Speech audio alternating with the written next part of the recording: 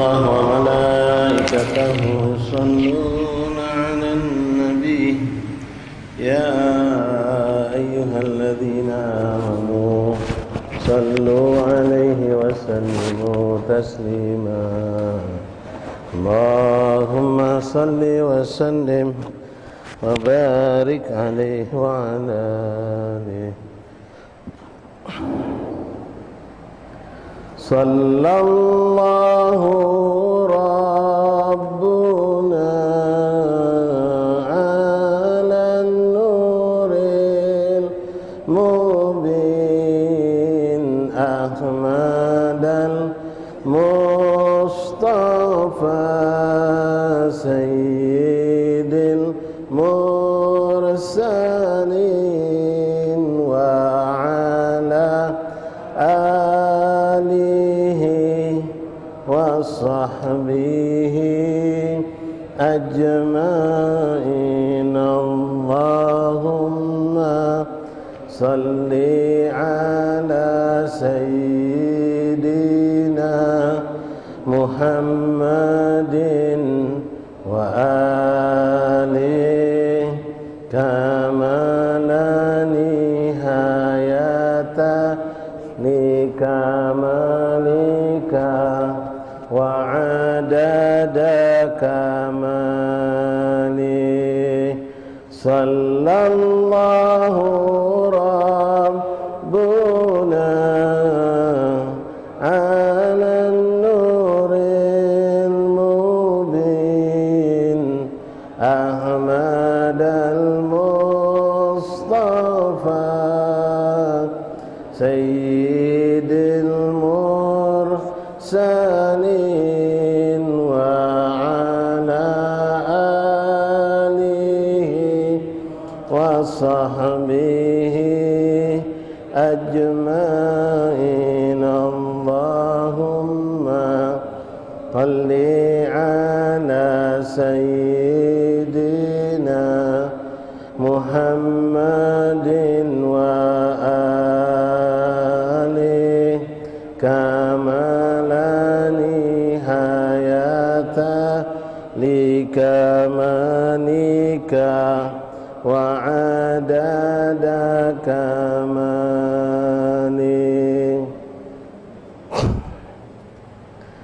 بسم الله الرحمن الرحيم الحمد لله رب العالمين حمدا شاكرا حمدا ذاكرا حمدا يوافي نعمه ويكافئ مزيده يا ربنا لك الحمد كما ينبغي لجلالك الكريم عظيم سلطانك اللهم صل وسلم وبارك وكرم على سيدنا ومولانا محمد وعلى آل سيدنا ومولانا محمد صلاة تكون لك الرضا ولحقه الأداء وأعطه الوسيلة والفضيلة والشرف والدرجة العالية الرفيعة وابعثه مقاما محمودا الذي وعدته يا أرحم الراحمين اللهم رب اشرح لي صدري ويسر لي أمري واحلل عقدة من لساني يفقهوا قولي ربي زدنا علما ويقينا وارزقنا فهما اللهم ارزقنا فهم النبيين وحفظ المرسلين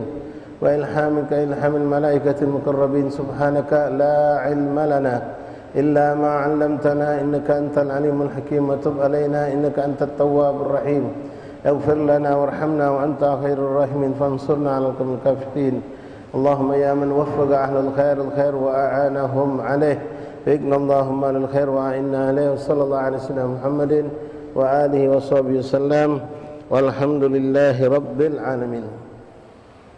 Ma'asyiral hadirin, hadirat Bapak Ibu, saudara-saudariku jamaah Majelis Taklim Ilmu Fiqih Masjid Al-Muhajirin Aufi rahimani rahimakumullah. Assalamualaikum warahmatullahi taala wabarakatuh. Alhamdulillah, thumma alhamdulillah, lakal hamdu syukra ya Rabbana. Bersyukur kita kehadirat Allah Subhanahu wa taala yang terus memberikan nikmat demi nikmat kepada kita. Nikmat Islam, nikmat iman, nikmat sehat dan afiah, nikmat ketenangan, kenyamanan, nikmat bermacam-macam fasilitas kehidupan yang Allah mudahkan untuk kita, nikmat rezeki, nikmat sehat wal afiah. sehingga kita alhamdulillah dengan izin Allah, dengan nikmat taufik dan inayah mampu kembali berkumpul di masjid yang mulia ini di waktu yang penuh dengan keberkahan, ma bainal isya'ain, antara maghrib dan isya'. Dengan sembari berniat i'tikaf, kita berusaha menambahkan ilmu pengetahuan atau memperkokoh ilmu pengetahuan kita, terutama yang berhubungan dengan ibadah.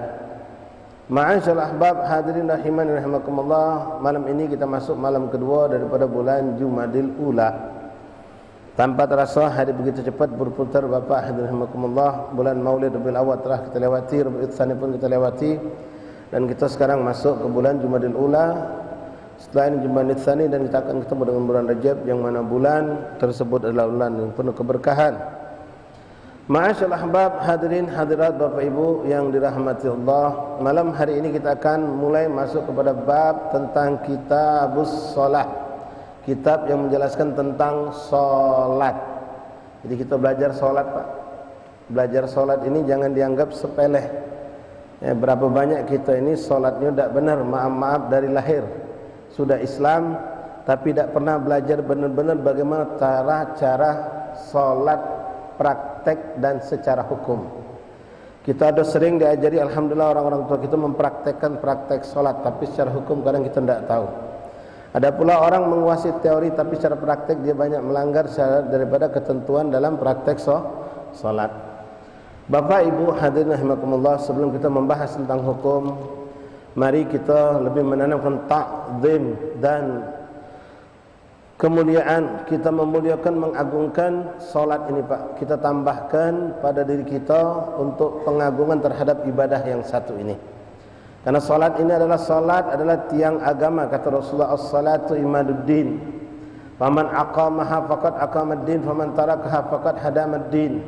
Salat ini banyak dianggap sepele oleh manusia, Pak, oleh umat Islam. Ada halangan-halangan sedikit, dengan gampang kita meninggalkannya. Padahal Rasulullah mengatakan salat adalah tiang agama. Kalau siapa yang menegakkan salat dengan baik dan sempurna, maka salatnya itu berarti dia menegakkan agamanya. Barang siapa yang tidak menjalankannya atau menjalankan tapi tidak sesuai dengan syariat Allah, menjalankan tapi tidak sesuai dengan syariat Allah, sama beda salat, itu berarti menghancurkan agamanya. Bapak Ibu hadirin rahimakumullah, dalam Al-Quran Allah menyebutkan di antara salah satu fungsi utama salat adalah mencegah kita dari perbuatan keji dan mungkar. Innas salata tanha anil fakhsya'i wal munkar. Nah, yang pertama kali ini yang harus kita bahas, untuk muhasabah, introspeksi diri kita, mulai diri kita sendiri, lalu kita menoleh kepada anak istri kita, atau ibu kepada suami dan anak-anaknya, lalu orang-orang di sekitar kita. Kalau kita tanyakan pada diri kita dan keluarga, Pak, apakah kita adalah orang yang menjalankan salat, melakukan salat, maka insya Allah kita mengatakan, beb, kami ini alhamdulillah, keluarga kami ini tidak kata yang meninggalkan salat. Bahkan dengan jawaban yang lebih kita bisa mengatakan, bahkan kami ini tidak pernah salat kecuali berjamaah. Kurang dari situ kita tambah lagi, bukan cuma salat berjamaah, qabliyah ba'diyah tidak pernah lepas kami gawikan. Bahkan duha minimal 4 rakaat, witir minimal 3 tidak pernah lepas. Belum kadang-kadang kami salat tahajud, salat ini macam-macam salatnya, Masya Allah, tabarakal, luar biasa, Pak. Boleh dipatut disyukuri, bukan untuk dibangga-banggakan kalau kita diberikan Allah kemampuan banyak salat. Tapi jangan sampai stop di situ, lalu kita ngerasa diri kita sudah menjadi orang yang baik. Tanyakan pada diri kita, lalu kita lihat kepada anak istri kita atau suami kita. Lakiku ini salatnya rajin, bahkan ke masjid. Sebelum azan subuh lah bangun, semayang sunnahnya tidak lepas. Tapi kalau misal, Pak, nyingok tetangga punya nikmat lebih, hasutnya luar biasa. Penyakit hasutnya tidak pernah hilang, penyakit dengkinya tidak pernah hilang. Begitupun kita mungkin mendapatkan istri kita rajin ibadah, salat duhanya 8, kita cuma 4. Witir, qiyamul lail, salat wajib jangan ditanya. Tapi kalau sudah bab ghibah namimah paling pintar. Bab ghibah namimah paling pintar. Kita dapatkan ada saudara kita, mungkin anak kita, naudzubillah min dzalik, salat dia salat tapi maksiat tetap jalan. Nah, ini perlu kita pertanyakan, ada tanda istifham, tanda tanya besar. Allah mengatakan sesungguhnya orang yang salat itu akan tercegah dari perbuatan keji dan mungkar. Tapi kenapa aku yang rajin sholat, istriku, anakku, ya kita tidak sengaja yang lain Pak. Kita perhatikan diri kita dan keluarga kita dulu. Rajin sholat tapi maksiat tetap jalan. Banyak di antara kita, naudzubillah, gara-gara rajin sholat jadi orang sombong, kibir, ngerasa diri paling hebat. Kalau sholat macam ini dia paling rajin, sholat qabliyah. Kalau orang cuma sholat 24, dia 4 rakaat. Orang dia 2, dia 4. Orang ada yang keluar, dia tidak keluar. Sholat sunnah, Masya Allah. Tapi ketika dia melihat ada orang yang habis sholat langsung keluar, sementara dia masih bertahan dan sholat sunnah, dia ngerasa uang itu rendah dan dia ngerasa dirinya tinggi. Ini sholat justru menjadikan kita bermaksiat, ada penyakit hati. Ma'asyiral ahbab rahimakumullah. Berapa banyak orang-orang yang sholat tapi tetap bermaksiat. Na'udzubillah min dzalik. Terutama saat ini na'udzubillah kita khawatirkan ya qati'ur rahim, putus silaturahim gara-gara musim pilkada ini Pak, banyak. Bahkan kita dengar di daerah sampai bentrok fisik mereka. Ngebela orang yang belum tentu mereka membela mereka di dunia, apalagi di akhirat.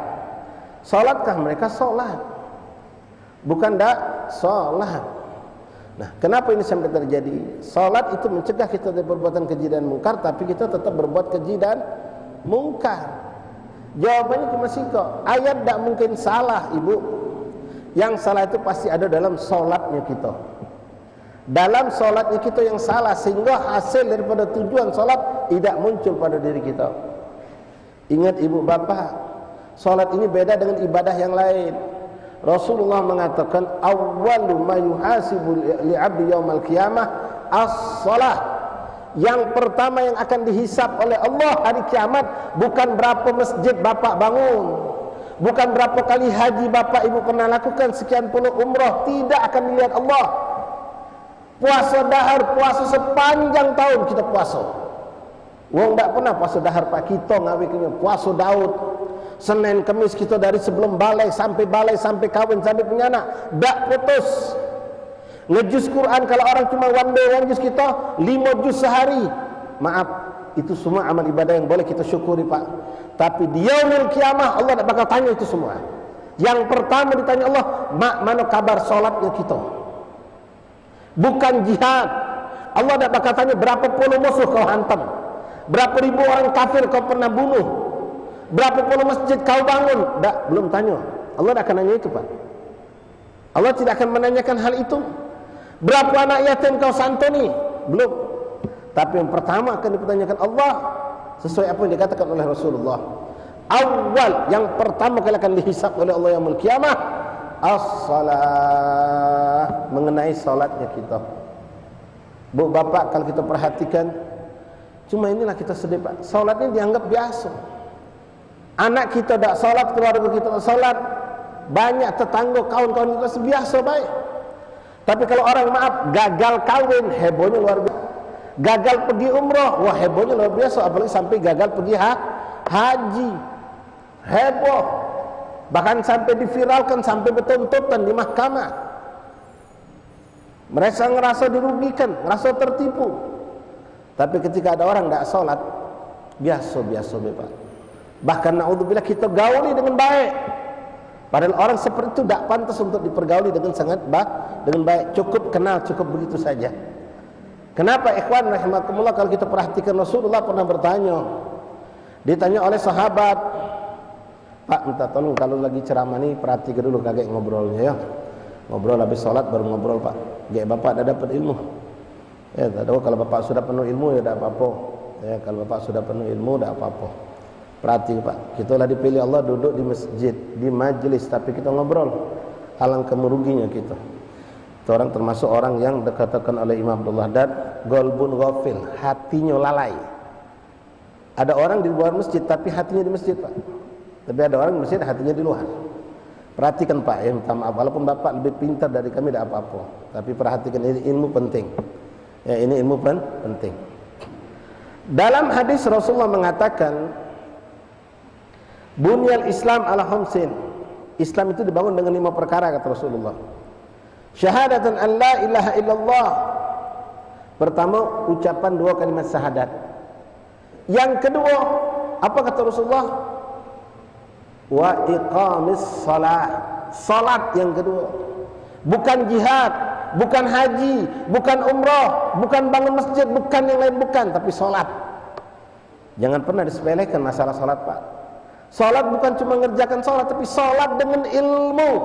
Makna wa iqamis salat, mendirikan salat sesuai dengan syariat. Berapa banyak, Pak, minta maaf kalau kita duduk di sini kita perhatikan orang yang salatnya jauh dari kata makna benar. Jangan kena gobul, sah pun tidak. Gerakan yang membatalkan, kadang-kadang takbir ucapan tidak fasih, belum fatihahnya. Nah ini kan kita pelajari, Pak, jangan dianggap sepele. Ada orang ucapan takbirnya salah, Allahu Akbar, tidak sah salatnya. Nah ngapa tidak sah tuh? Belajar biar tahu. Biar tahu. Selama ini pernah tidak ibu bapak perhatikan ketika mengucapkan ghairil maghdub atau maghdub, pakai dot atau pakai dal, jangan dianggap sepele, itu Fatihah, Pak. Kalau salah satu huruf, tidak sah salat kita. Tidak sah salat kita. Fatihah itu wajib dibaca dan wajib benar. Kalau kita salah mengucapkan Bismillahirrahmanirrahim, alham, bismi, alham, mana sah? Allahu Akbar, alif dipanjang aja, tidak sah. Allahu Akbar, tidak sah juga. Banyak hal-hal yang dianggap sepele. Ini bapak ibu setiap salat kita mengucapkan, Pak, dengar dulu, Pak, tolong, Pak, ya. Ucapan Assalamualaikum warahmatullah. Selama ini pernah tidak kita perhatikan yang kuucapkan Assalamu atau a? Kalau bapak saudara ibu mengucapkan Assalamu alaikum dengan alif bukan dengan ain, tidak sah salat kita. Bukan saya menentukan hukum, syariat menentukan, Pak. Huruf harus benar, makhraj harus benar. Assalamu bukan a. Kalau kita ngobrol sering Assalamualaikum, Assalamualaikum. Dalam penulisan bahasa Indonesia pun kadang-kadang kita salah. Assalamualaikum itu seharusnya kalau A ditransfer ke bahasa Indonesia ada tanda kutipnya, membedakan antara ain dengan alif. Bukan a. Assalamu bukan a. Assalamualaikum bukan alaikum. Kalau alaikum ya salah. Tegaklah bapak baca satu juz Quran dalam solat, tapi finishnya gagal, tidak diterima Allah. Makanya penting kita belajar Fatihah, Pak. Ucap takbir dipelajari. Jadi harus tahu, jangan sampai kita salah. Aku ini solat, tapi ngapain aku masih bejat? Maaf. Aku solat, tapi aku masih maksiat. Maaf, solat kita mungkin jauh dari makna sahih, jauh dari makna sah. Kita perhatikan, Bu, Bapak, jangan dianggap sepele ini sholat. Berapa banyak kita tinggalkan sholat begitu gampang, Pak, dan tidak pula kita mengkodoknya. Bu, Bapak, sini saya sudah pernah sampaikan di masjid kita waktu perayaan Isra Mi'raj. Berapa banyak, Pak, Bu, kita yang meninggalkan sholat waktu menikahkan anak. Dan anak kita yang jadi mempelai, tidak sholat zuhur. Sampai hari ini itu dilakukan kita orang. Kawin lebih diutamakan, karena memang heboh kawin ini, persiapannya berbulan-bulan. Bahkan ngoyakkan duit banyak. Seumur hidup sekali kata mereka. Tapi demi Allah, salat lebih afdal di mata Allah daripada pernikahan. Salat lebih akan dipertanyakan Allah dibandingkan pernikahan kita. Nikah itu sendiri hukumnya sunnah hakikatnya. Tapi salat adalah berapa banyak, Pak, kita, Pak? Tanya kalau Bapak tidak percaya, yang baru kawin dalam sebulan ini, salat zuhur tak kedua mempelai itu? Salat zuhur tak kedua mempelai mertua mereka itu, bapak emak mereka? Mak-emak berdandan dari subuh, Pak. Bubar-bubar lepas asar, apalagi sekarang asar jam 3. Zuhur lewat, asar lepas. Dan biasa-biasa baik. Subhanallah, tak dianggap itu suatu maksiat besar. Padahal itu maksiat yang terbesar. Meninggalkan sholat. Dan sekali lagi, Bapak, bukan cuma sholat pakai ilmu, Pak. Kalau sekedar sholat baik, belum tentu diterima Allah. Seorang sahabat masuk masjid, dia tahu adab masuk masjid, sholat sunnah tahiyatul masjid. Sholat dia, rukuk sujud selesai, datang kepada Rasulullah, pengen duduk bareng sama Nabi. Begitu duduk, ucap salam, dijawab salam oleh Rasulullah, waalaikumsalam. Apa kata Nabi, Pak? Sholli fa innaka lam tusolli. Sholat lagi, kau ini belum sholat, kata Nabi. Padahal dia sholat di depan Rasulullah, tapi ngatakan oleh Nabi, sholat lagi, kau belum sholat. Karena Nabi yang nyuruh, sholat lagi dia, Pak. Sholat kedua kali, datang lagi kepada Rasulullah, ngucap salam lagi, pengen duduk sama Nabi. Nabi jawab salamnya. Lalu apa, Bu? Nabi ngomong, sholli fa innaka lam tusolli. Sholat lagi, kau belum sholat, kata Nabi. Sampai 3 kali, Pak. Akhirnya sahabat ini baru sadar dirinya, pasti tidak beres sholat lagi. Sehingga dia mengatakan kepada Rasulullah, ya Rasulullah, alimni, ajarkan aku ya Rasulullah, mana cara sholat yang baik dan benar. Maka Nabi pun memberikan jawaban dengan mengajarinya, Pak. Kalau kau berdiri sholat, tegakkan badan kau, ucapkan takbir, kau baca Fatihah dengan benar. Kalau rukuk yang benar, itu diajarkan Nabi. Ternyata Nabi menyaksikan ini orang sholatnya dah benar, sholatnya dah benar. Ma'asyiral ahbab rahimakumullah, kalau bapak ibu perhatikan bagaimana proses Nabi mendapatkan ini, sholat pun beda, Pak, dengan ibadah yang lain. Semua ibadah Nabi Muhammad SAW mendapatkan dengan wasilah malaikat Jibril. Perintah itu datang wasilah malaikat Jibril. Dan Rasulullah pun mendapatkannya di muka bumi Allah. Puasa, zakat, haji, jihad, kawin dan lain-lain. Tapi beda dengan sholat, Pak. Sholat Rasulullah mendapatkan perintah itu langsung dari Allah tanpa perantara malaikat Jibril. Dan di mana Rasul mendapatkan? Bukan di muka bumi Allah, tapi di suatu tempat yang disucikan Allah, yang tidak ada satu makhluk pun pernah masuk ke dalamnya kecuali beliau Rasulullah. Ma'asyiral ahbab rahimani rahimakumullah. Di sini kita perlu mengulangi terus, Pak, belajar, Pak, tentang urusan sholat. Ibu-ibu kita juga belajar. Jangan sampai kita ngerasa lah benar, tapi kuncinya sikap, Pak. Tadi sudah kami ulangkan beberapa kali, kalau kita ngerasa sholat kita lah benar, kaget dulu. Kalau boleh Bapak mengatakan sholat benar, kalau kita lah sudah jadi yang benar, Pak. Maksiat dohir, maksiat batin masih kita lakoni. Ngelihat konten haram masih kita gawe ke, padahal tua bangko kadang-kadang. Apalagi budak muda. Berdagang nipu masih kita jalani. Ribah namimah ngati masih jalan. Penyakit hati, hasud, dengki, iri ada pada diri kita. Nah, kita katakan salat kita benar, belum bisa, Pak. Kuncinya di salat. Kalau orang itu salatnya benar, maka insya Allah mereka akan jadi orang-orang yang benar. Siapa yang ngomong? Allah. Inna salata tanha anil fakhsya'i wal munkar. Jadi kalau macam cak kemarin Pak Prabowo, Pak nggembleng menteri-menteri itu diajak begadang, diajak ke kebon, ya silakan. Tapi saya cobalah diajari praktek solat baik dan benar. Diajarkan cara solat baik dan benar. Datangkan yang kiai ustaz di situ ada imam masjid Istiqlal. Bebek mereka itu menteri-menteri semuanya untuk solat baik dan benar. Mungkin mereka tidak paham tentang wudhu baik dan benar. Diajarkan diklat seminggu. Kalau memang mereka dapatkan solat mereka sudah benar, insya Allah Pak Prabowo tidak bakal kecewa, tidak bakal dengar ada menterinya mencuri, tidak akan mendengar namanya korupsi, tidak akan pernah mendengar kalau menteri-menterinya melakukan apapun yang sifatnya merugikan rakyat. Karena kunci ada di tangan Allah, menentukan solatlah sebagai penentu kebaikan seseorang itu. Masyaallah ahbab hadirin rahimani rahimakumullah. Banyak dalam Al-Quran dan hadis Nabi menjelaskan tentang perihal salat ini. Dalam sebuah hadis, Pak, hadis ini sahih. Mungkin kalau kita pakai akal madai gitu, Pak. Tapi inilah syariat Allah. Kalau saya, Pak, minta misalnya, ini banyu, tolong kamu muliakan, kamu hargai misal, Pak. Dari saya nih, Pak, saya bikin, saya baca siapa. kejiwaannya biasa baik. Banyak macam itu banyak gitu.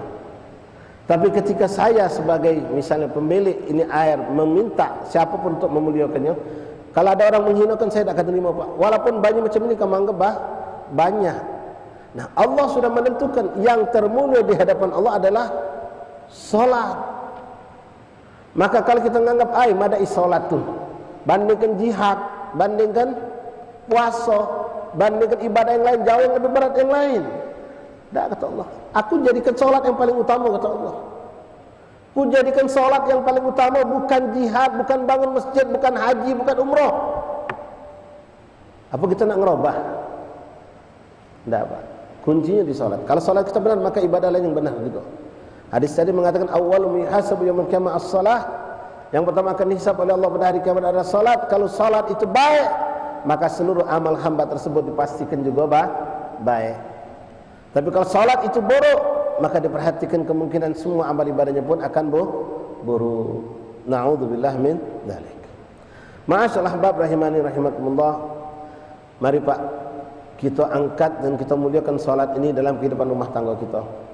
Jangan pernah bapak diam ketika anak bapak malas solat, apalagi meninggalkan solat. Ketika anak kita Pak keluar pergi jauh Pak, yang kita tanya kadang-kadang sudah makan belum kau? Kalau dia sakit minum obat belum kau? Jarang bapak mengingatkan kau sudah solat belum? Apalagi anak kita yang sudah mungkin merantau keluar kota Pak, di luar daerah sana. Kita jarang kali ngomong kau solat subuh di mana hari ini?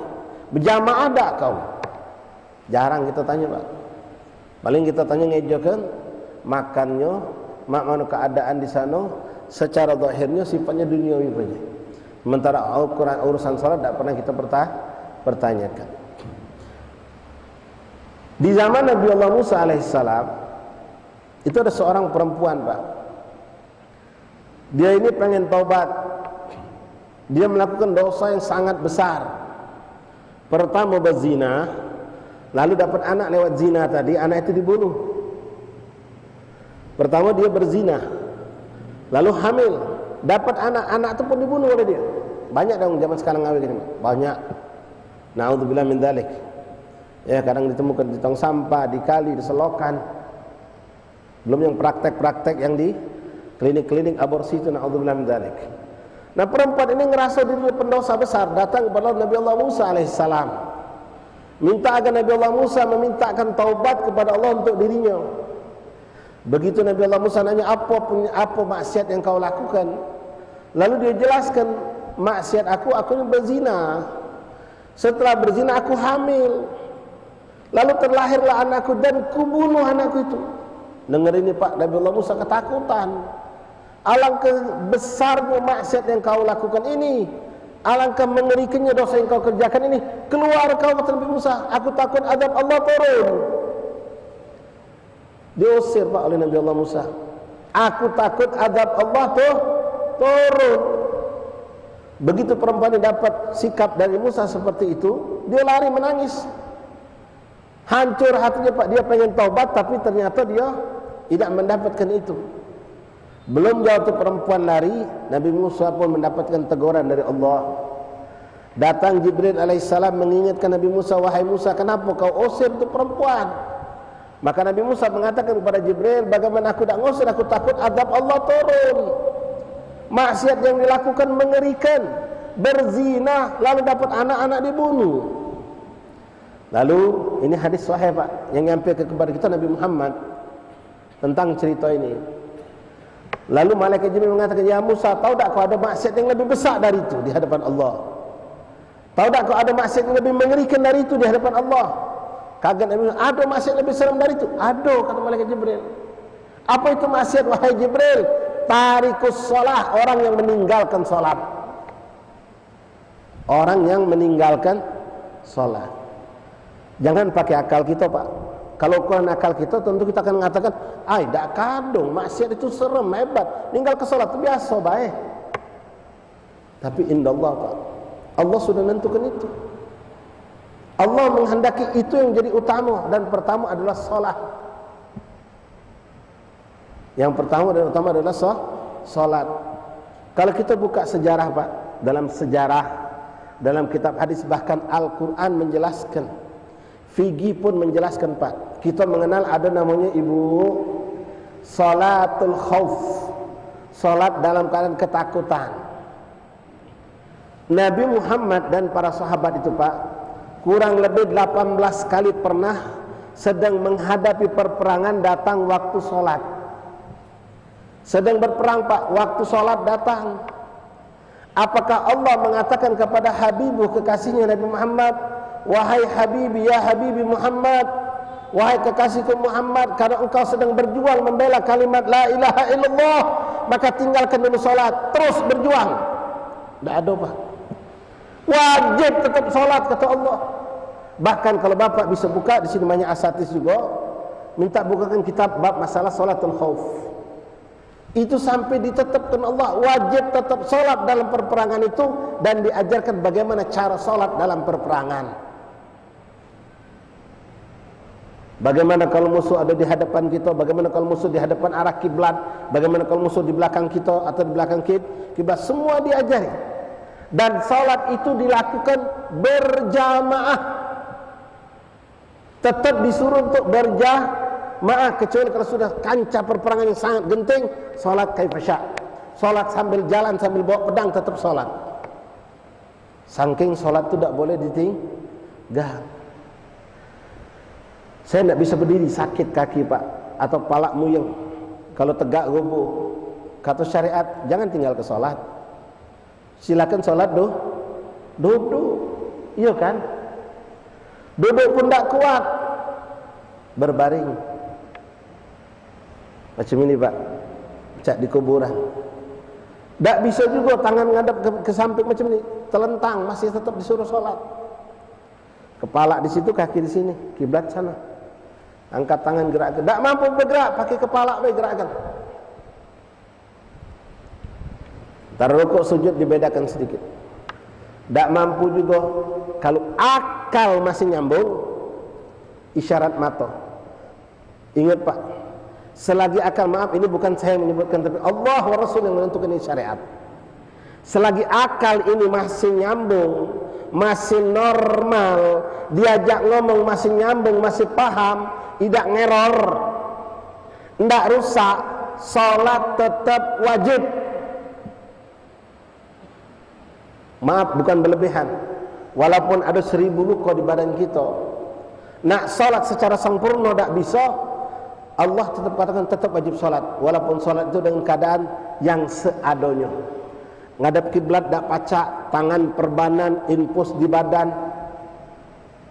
Selagi akal masih normal, jangan kita katakan, mak sudahlah, tak usah repot-repot salat, mak lagi sakit, Allah tahu juga. Ini kadang-kadang kita tak mau sibuk, tak mau repot ngurus orang sakit Pak. Kalau bab salat kita kadang-kadang mereka pengen salat, kita yang matah ke dia malah. Pak ya aku nak salat, aku dengan suara adzan isya itu.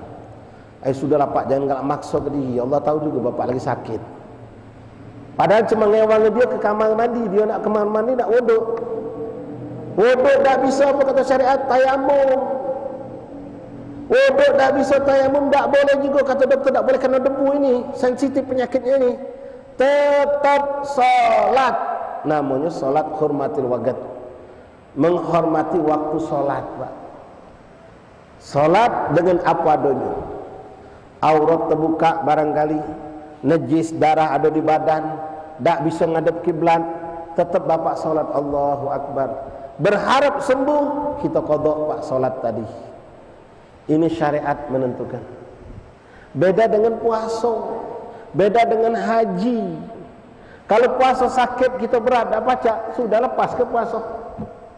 Tak usah puasa, kodok kaget. Tapi salat tidak.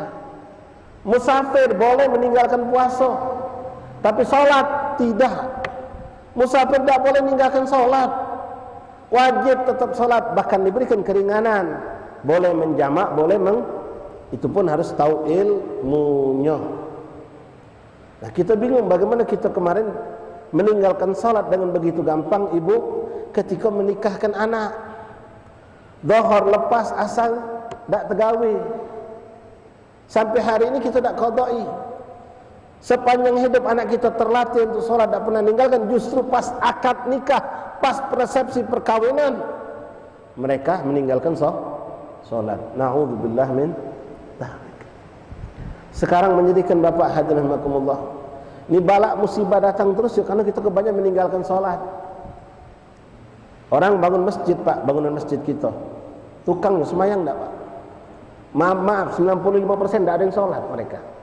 Padahal mereka bangun masjid loh. Kita sebagai pengurus masjid harus menekankan mereka.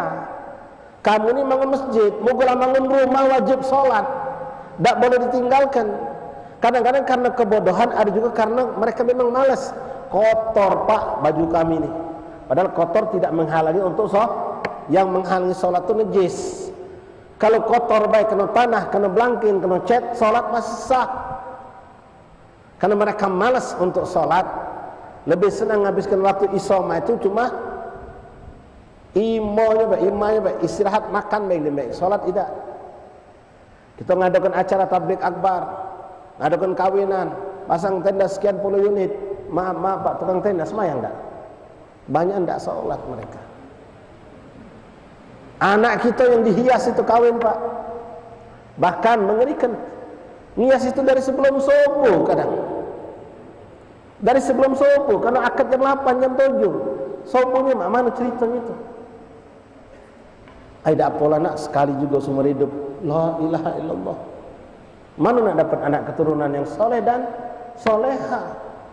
Hari akad nikah justru kita bermaksiat kepada Allah.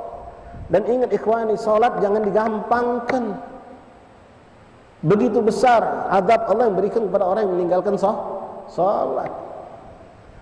Cuma sekali lagi, solat memang kita alhamdulillah solat pak.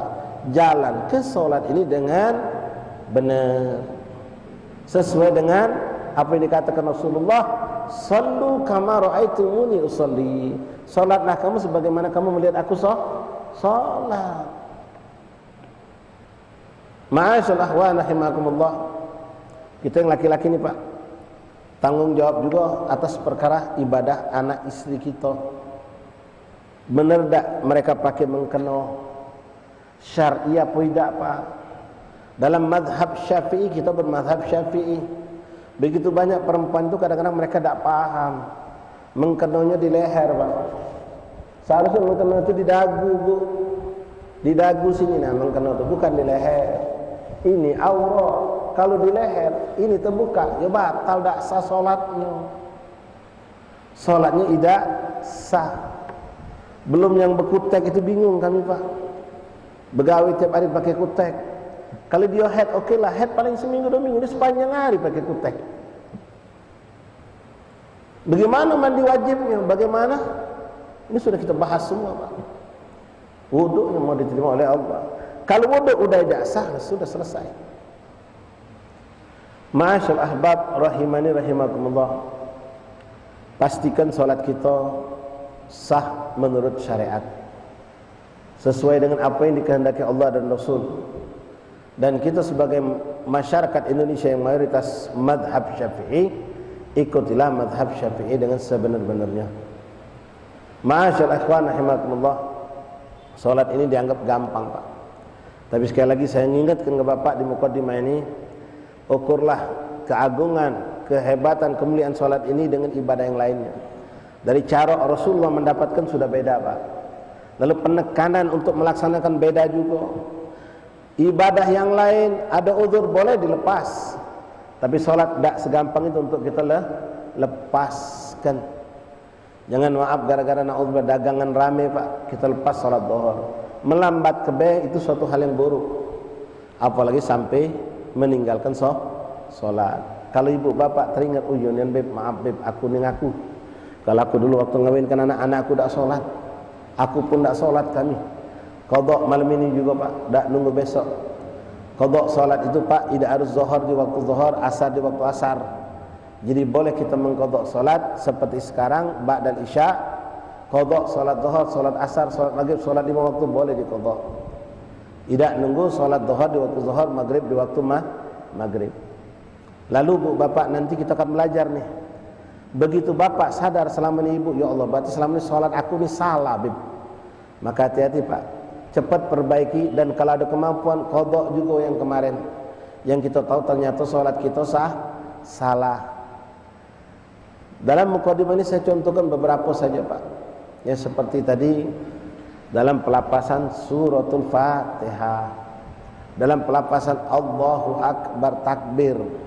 Takbir itu ada dua Pak, takbir intiqal, takbiratul ihram. Kalau takbir yang wajib benar ini takbiratul ihram. Dalam mazhab Syafi'i takbir, maca Fatihah, bacaan tahiyat akhir, ucapan salam itu jangan ndak bersuara Pak. Jangan sediaman. Allah. Tatu ruku, Fatihah tak terdengar. Dalam mazhab Syafi'i tak sah itu Pak. Harus dilafazkan tapi tidak dengan keras. Cukup kita yang dengar paling jauh, yang kanan kiri melok dengar. Tak bisa tak dilafazkan. Harus dilafazkan. Banyak yang tak tahu tentang hal ini.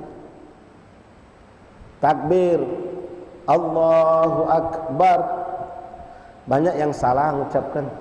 Bahkan maaf kadang-kadang kita dapatkan imam sholat Pak, Allahu Akbar, ada lagi yang Allahu Akbar. Ini dua yang contoh yang salah ini. Dua contoh yang salah. Allahu Akbar lebih parah lagi itu. Ihdinas siratal. Selama ini kita perhatikan tak? Sin sama sad beda Pak makhrajnya. Kalau ibu selama ini baca ihdinas siratal mustaqim, sirat sin, ya sudah berarti Fatihahnya tak sah. Kalau Fatihah tak sah, salat juga tidak sah. Ihdinas siratal mustaqim, bukan takim. Qaf bukan kaf. Pernah tak kita pelajari ini Pak? Mungkin maaf kita tidak pernah belajar ini ya. Nah maka kita dari sini balik buka. Benar tak bacaan kita Fatihah? Nanti kita masuk insyaAllah secara terperinci satu-satu Pak. Ini sekedar muqaddimah. Saya ingin membuka wawasan Bapak Ibu sekalian untuk biar semangat untuk belajar. Belajar tidak harus sama kami Pak, sama siapapun silakan. Cuma saya wasiatkan ahli sunnah wal jamaah akidahnya madhabnya Syafi'i. Karena kita hidup di lingkungan yang seperti itu, alhamdulillah. Agar sholat kita tak beda dengan orang tua kita, akidah kita tak beda dengan orang tua kita. Kalau Bapak cuma lihat YouTube, boleh jadi ustaz itu madhabnya Hambali, boleh jadi Maliki, boleh jadi Hanafi. Nanti kita jadi bingung. Lihat sholat mereka tak pakai mendekap, tangan lurus. Dalam madhab Syafi'i boleh, tapi disunahkan mendekap. Dalam madhab lain mengatakan kalau Fatihah tak harus bersuara. Bahkan dalam madhab yang lain mengatakan kalau sholat berjamaah makmum tak harus baca Fatihah, cukup imam. Nah ini tidak berlaku dalam Syafi'i. Dalam madhab Syafi'i harus itu dibacakan. Dalam madhab Syafi'i Bismillahirrahmanirrahim wajib hukumnya.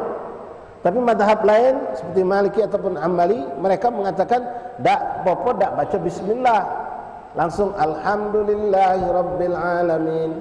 Nah sekarang mak mana kalau Bapak sekarang banyak di Palembang masuk masjid atau imamnya Allahu Akbar, Alhamdulillahirabbil alamin, langsung alhamdulillah. Nah bagaimana menyikapi ini? Apakah kita langsung mengatakan oh, aku tak sah salat sama dia karena aku Fatihahku dalam mazhab Syafi'i harus pakai Bismillahirrahmanirrahim, ini tak pakai. Di sini nanti kita belajar kalau Pak. Mak mano katakan salat jadi sah di belakang orang yang tidak pakai bismillah jahir atau tidak sah. Ya, tidak bisa langsung katakan sah, tidak bisa langsung katakan tidak sah. Perlu diselidiki, perlu dipelajari. Pengucapan tadi bismillah ihdinas siratal mustaqim, qim bukan mustaqim. Kalau kita nulis kebanyakan Masjid Darul Mustaqim pakai K kadang-kadang Q. Kalau Bapak salah mengucapkan ihdinas siratal mustaqim, mustaqim bukan mustaqim, ya maaf Pak, Fatihahnya salah. Kalau salah Fatihah salatnya tidak sah. Bukan kami menentukan syariat Allah Pak. Makhraj harus benar, sabdu harus benar. Bismillahirrahmanirrahim. Apalagi nanti Pak Ramadan, waduh serem kadang-kadang imam salat ngebut-ngebut. Sabdu harus disebutkan. Nah, ini harus kita pelajari Bapak hadirin rahimakumullah. Kita sabar Pak, belajar ini nak sabar. Mudah-mudahan selama ini salat kita benar. Dan kalau memang ternyata salah, cepat kita perbaiki mumpung Allah masih berikan kita umur untuk memperbaiki salat kita. Salat anak istri kita. Banyak sekali nanti harus kita pelajari Bapak, insyaallah taala. Mudah-mudahan tidak ada halangan, sehat walafiat.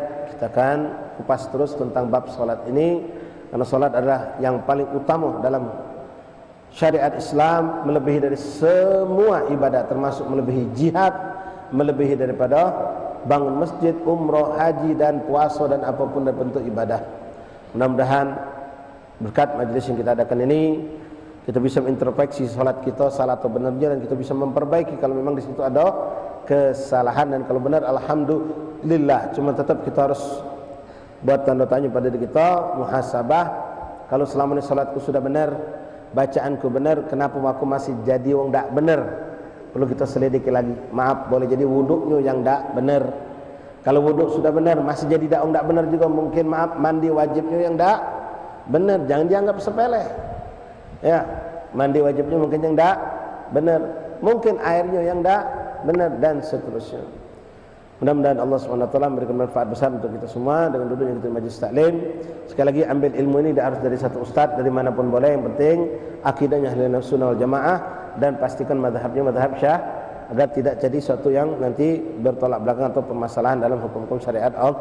Wallahu a'lam bishawab. Mungkin ini saya yang bisa kami sampaikan pada malam hari ini. Mudah-mudahan Allah panjang umur sehat afiat. Ketemukan lagi kita pada pertemuan 2 minggu yang akan datang insyaallah taala. Hadza ma aqulu lakum, astaghfirullah li wa lakum. Assalamualaikum warahmatullahi wabarakatuh. Qudul adzan isya.